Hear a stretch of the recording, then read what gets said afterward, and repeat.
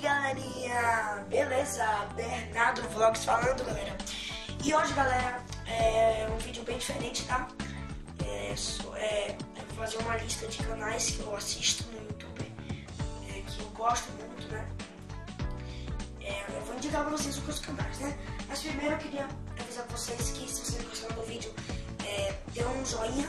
Se vocês gostarem do canal, dos meus vídeos, se inscrevam no canal para ajudar, né?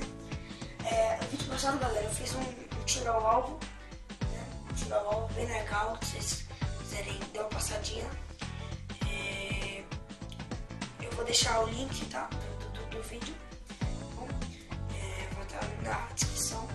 E os canais, galera, que eu vou passar agora, todos eles, a lista vai estar na descrição, tá bom? Não vai ter link, só vai estar os nomes. Aí você escreve no Google lá, no seu computador, no seu PC, desculpe, no seu celular, e você pesquisa e vai achar, tá bom? Então, galera, tem 5 da lista, né?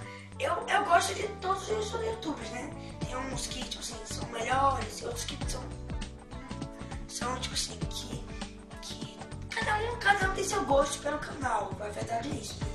Então vamos pra deixar de conversa e vamos para o que interessa. Galera, eu tô com um pente na mão, não sei porquê.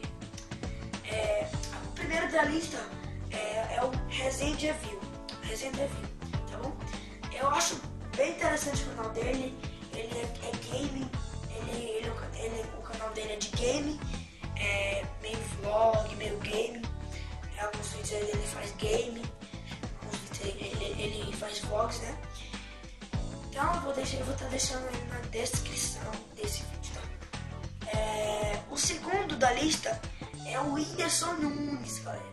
O Whindersson Nunes, que ele, acho que, não sei se ele é o youtuber do Brasil que tem mais inscritos, tá? Ele tem 9 milhões e pouco de inscritos, tá? Muito grande mesmo lá. Até eu sou inscrito do canal dele. Quer dizer, eu sou inscrito de todos os canais que estão aqui na lista, né? Então pode estar aqui na descrição do vídeo. O terceiro da lista, galera, é o Authentic Games.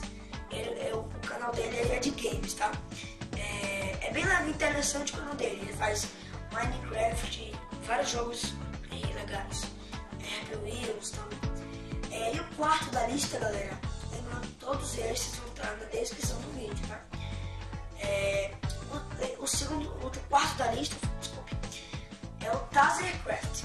Tazercraft faz vídeos de Minecraft,